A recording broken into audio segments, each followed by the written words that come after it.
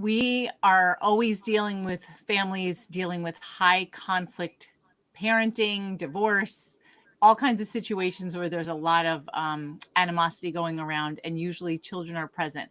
And we also say that fortunately and unfortunately, kids in these situations often learn to be much more emotionally intelligent because of what they're dealing with in the home. So today's guest, Raquel Reis, has a lot to say about that. What do you think about kids in these difficult situations based on your own experience? Hmm. Based on my own experience and what I observed in others, kids do learn to cope fast, and they do appear, and also they do take on adult traits, and they do grow up much. It's a multifaceted adaptation, because on the surface there's a lot of adult behavior that is happening, but there is actually a part that wasn't appropriately nurtured, so it can look like they're grown up really fast, but underneath there probably a lot of turmoil and a lot of unaddressed fears. And some, in my own personal experience, I would say it looked like I grew up really fast. I took pride in growing really fast. I see it in other clients who are very successful and high functioning. It caught up with me. There was a point where I had to look at the weakest link. I couldn't continue growing without addressing some of what actually was going on for me. Yeah. Interesting. Okay, so Yeah. Raquel, why don't you introduce yourself formally and say what it is exactly that you do? Sure.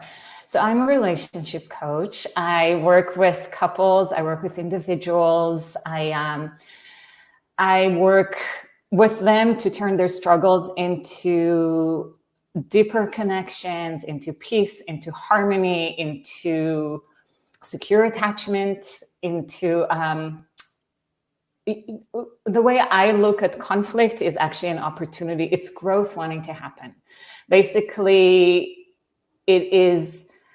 So I help them turn it into a stronger, better, closer relationship. And sometimes not every couple is meant to be together. I would say way more often we give up before, unnecessarily. There are tools to address it. I know that you deal with high conflict couples. This is not, sometimes I do. Sometimes I have worked with more extreme cases, but I work with them to turn their struggles into connection, into partnership, to learn how to create harmony and connection and use these conflicts into working better together. So that's what I do.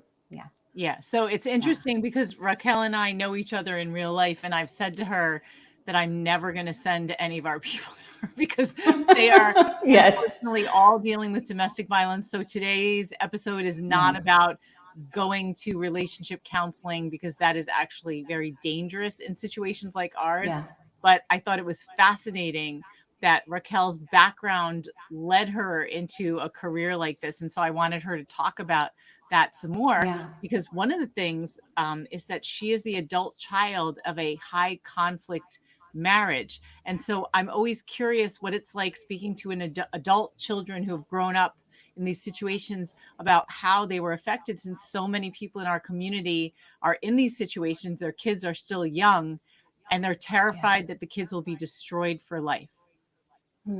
Yeah, no, they don't have to be destroyed for life. There's so much that one parent can do or both parents can do. And I feel like, not to minimize any traumas, but we are so much more resilient than we know. And when we get proper support, there is so much repair that can be done. So yes, I'm happy to be here. I hope it's helpful. Oh, yes. All right. Yeah. So tell us, like, what is a high conflict marriage? I know because I've lived through it. Yeah. But my situation was not full of screaming and yelling. It was very quiet. Can you tell us a little bit about what you either see or what you yourself have experienced to define what that really means. Because I think people picture like plates, stuff flying all over and lots of noise. Yeah, I love that you're mentioning that yours was very quiet because high conflict looks very different for different people, and volume is not an indicator for a conflict. A conflict can be very icy and confusing. I think what I would characterize as high conflict is this. For the kid is when there's just no security. When I would say the audio doesn't match the video.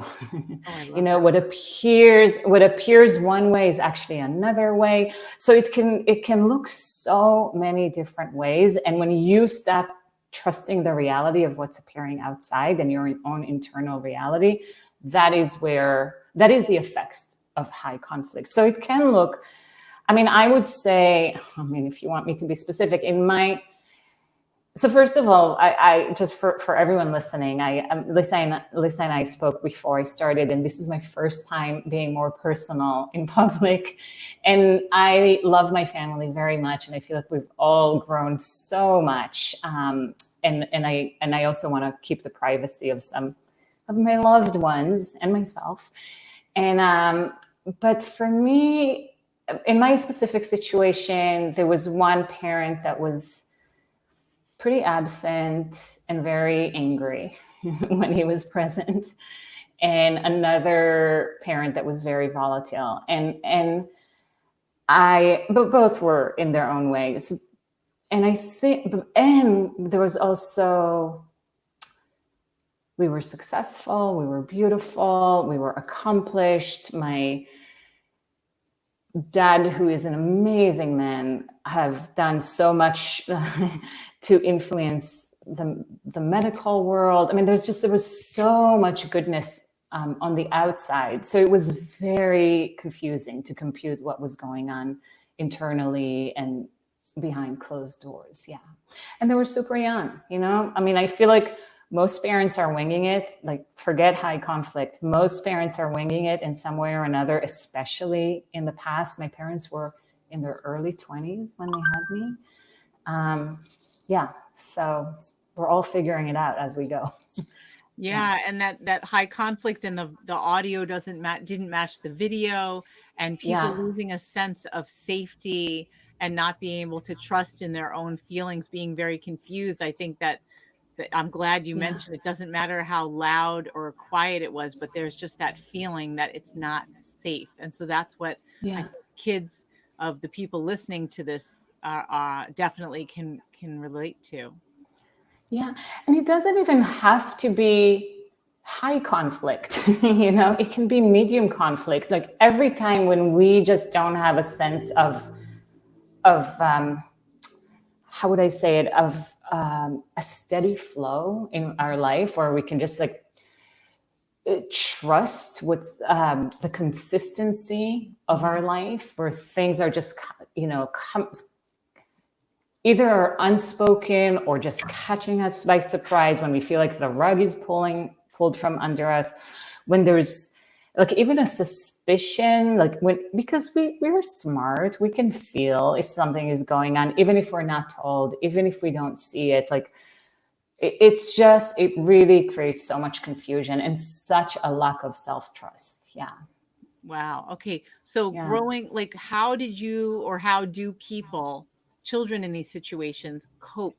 Yeah. What are the coping mechanisms for a kid who can't get out of it, whether it's a difficult marriage where they're stuck in that home, or it's in two different homes and maybe one parent is more difficult than the other? How do you survive? Well, there's a million ways to survive. Let's hear some them. some more helpful than others. I feel like you can get hyper vigilant, very self-reliant, very perfectionistic, very controlling. You can cave in and give up, and why even bother? Drugs is a solution. Eating disorders, any kind of, obsessive behaviors to just numb a little bit of just to get some sense of safety. Actually, if we're, I always look at coping mechanism as a smart device to survive.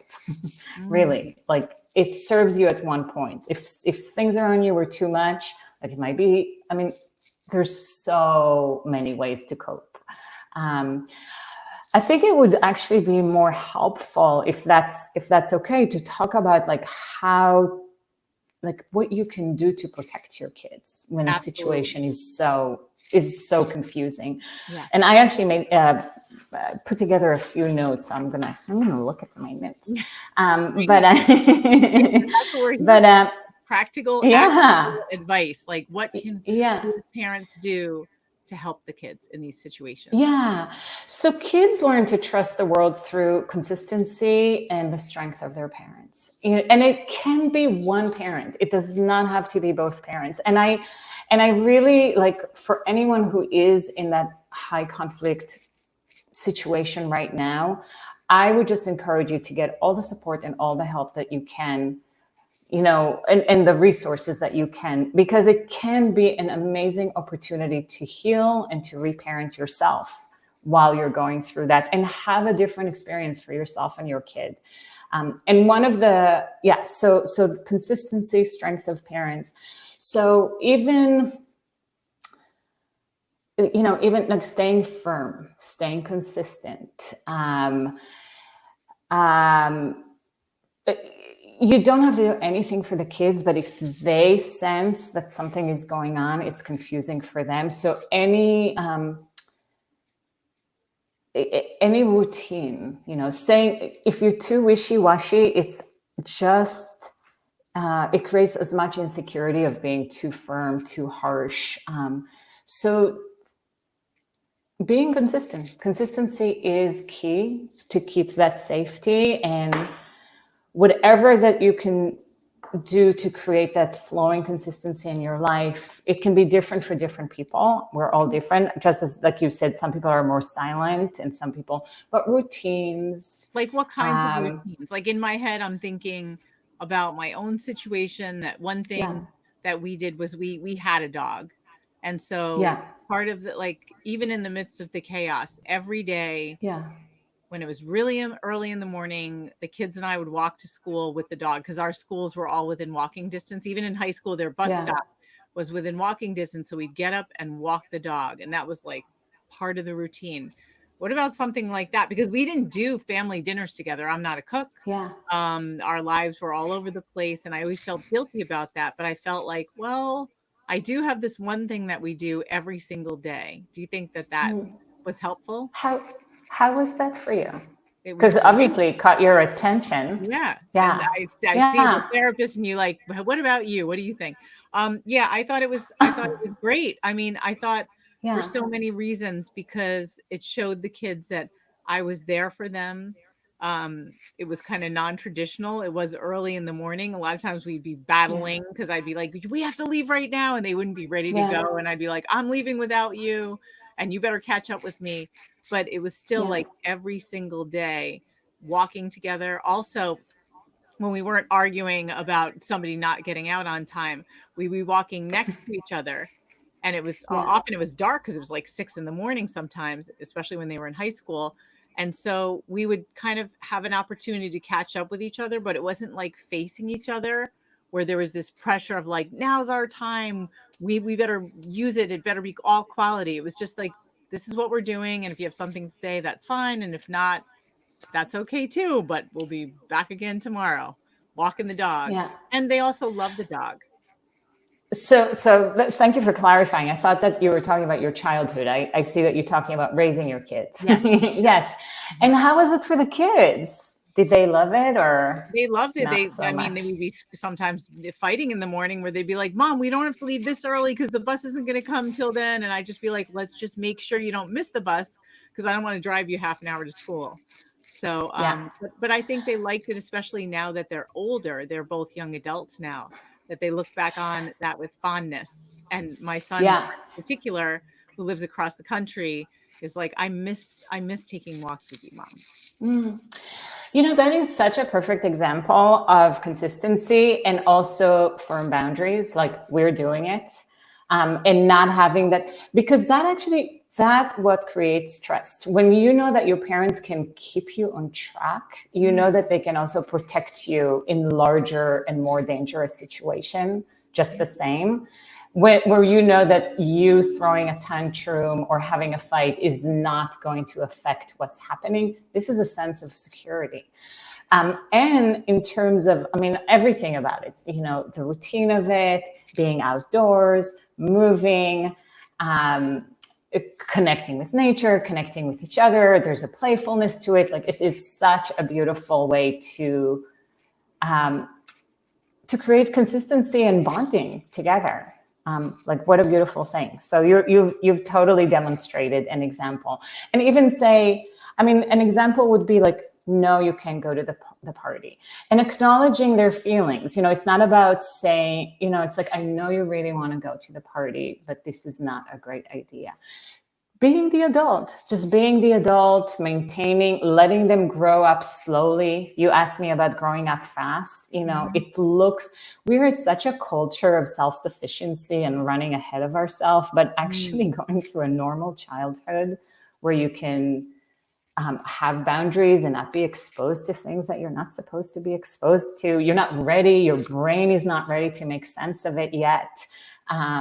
So this is the kind of consistency that you can create for your kid. You know, fun rituals, knowing that they have to make the bus on time. It's so. I feel like that it was really good for me to think about our conversation. I actually thought that security is in the details, in like of the very minute details of our life. And just knowing that when I am hurting, someone is there. When I am flying out of hand, someone is there to stop me. It's that emotional regulation that create that safety. And if your kids are fighting, that's not a problem. If they're winning every fight, that actually, like, it can be very confusing. So, yeah. Yeah. I mean, I used to teach high school English, and with 10th and 11th graders, you know, 15 to 17-year-olds. And I felt like kids push, and you really have to have those firm boundaries and rules. And I felt like the first week of school was always the hardest, because that was when we were establishing the rules of the classroom.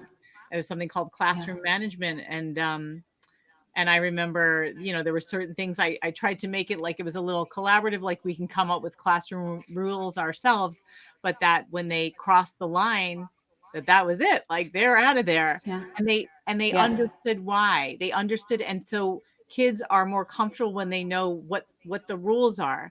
When there are no rules, then that's what creates anxiety, because it's like, who's running the show? Like, who's it up to? And I'm not saying that you don't have to be flexible, but to know, like, again, it's when you said consistency, one of the top custody factors that we talk to with our clients all the time is consistency, stability, and routine.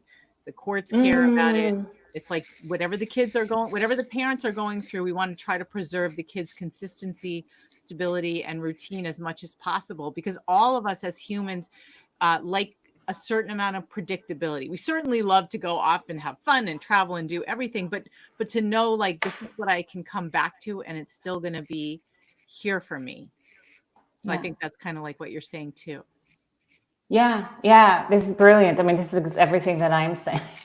Everything that I am saying, it's the same. It's really consistency, stability, and routine. And also, it doesn't have to be a big dialogue. You know, it can, I think that short and simple is actually the most calming, just to say, I know you want to do it, but that, you know, unfortunately, nevertheless, this is not the best for you. And that's it, you know? And if you don't make it a big deal, no over explaining, no defending. This is the reality. And your position all the time. Yeah. I think a lot of people parents fall into that trap where they're like, well, I have to explain. I know. And we're in such a sensitive age where we just talk about everything, but sometimes simple.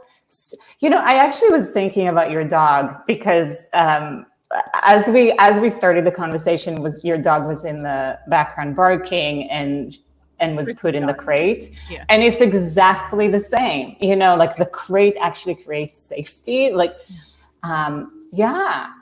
having boundaries, because the experience of conflict is like the walls are shifting. It's really confusing. So anything that creates that kind of like, I know where I am, just makes all the difference. There's actually a controversial, I was about to say an amazing, there's a controversial video that was done, I think in the 40s, the Harlow's study. Have you seen it? No.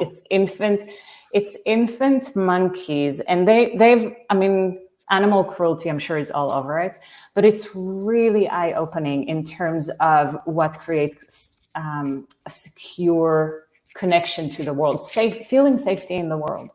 And it's the secure, warm presence of a mom. And these baby monkeys are given a wired, mean mom and a soft blanket mom. I've heard about that. And basically you just see that when you feel safe, when the monkey is threatened, it's just shutdowns in the corner. When the monkey feels safe, it starts getting curious about the world, it starts playing, it starts exploring.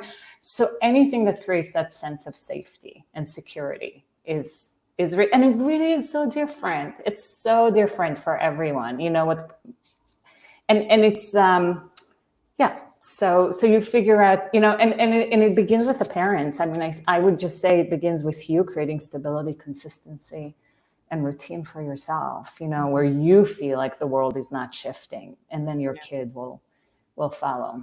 Yeah. Well, that's why I've heard the term, and I've been using it a lot recently, something called self-regulation, and how it's so important for us to manage ourselves and manage our triggers and our own emotions, and to recognize that, so that we can do something called co-regulation, which is to help our children process the world and process their feelings. How are we supposed to help our kids if we ourselves are a mess? And I know situations like what all of our people are dealing with are extraordinarily stressful. They last for years often.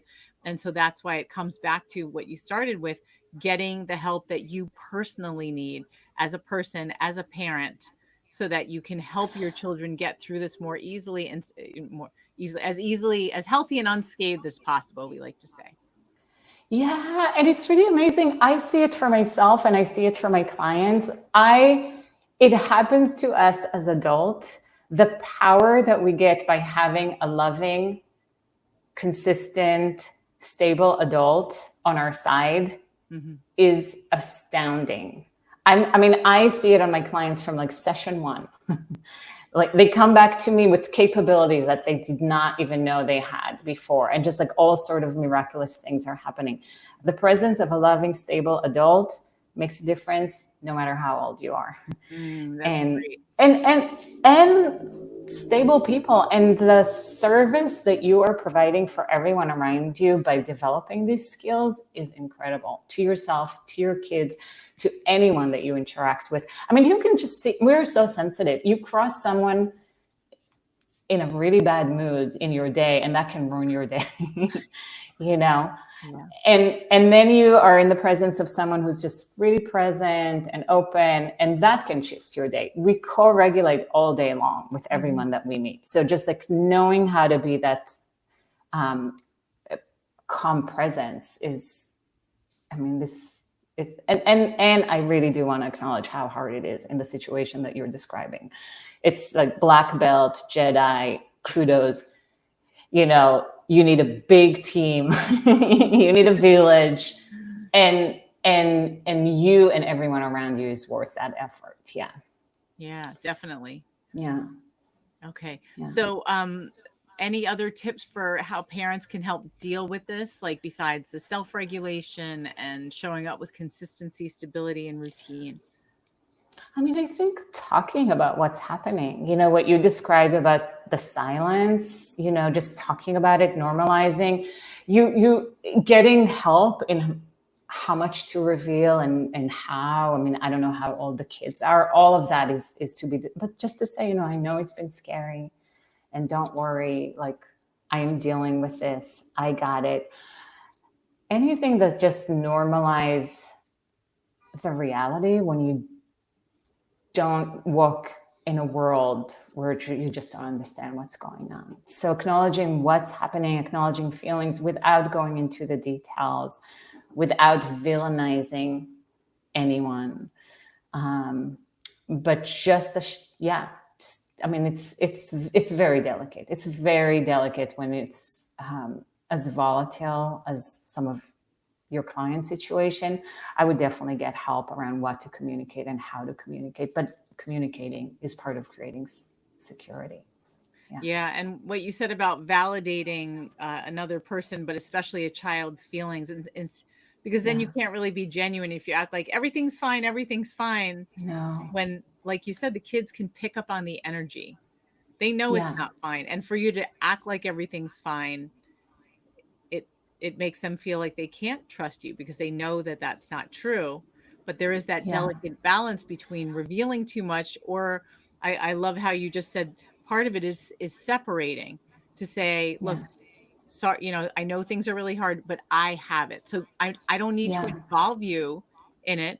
I know it's hard and I'm taking care of it. And you go off and be a child and go to your birthday parties and your, you know, sports games and stuff. But I'm taking care of it and I know it's difficult. Yeah. I'm trying to think if there's anything else. So definitely acknowledging feeling.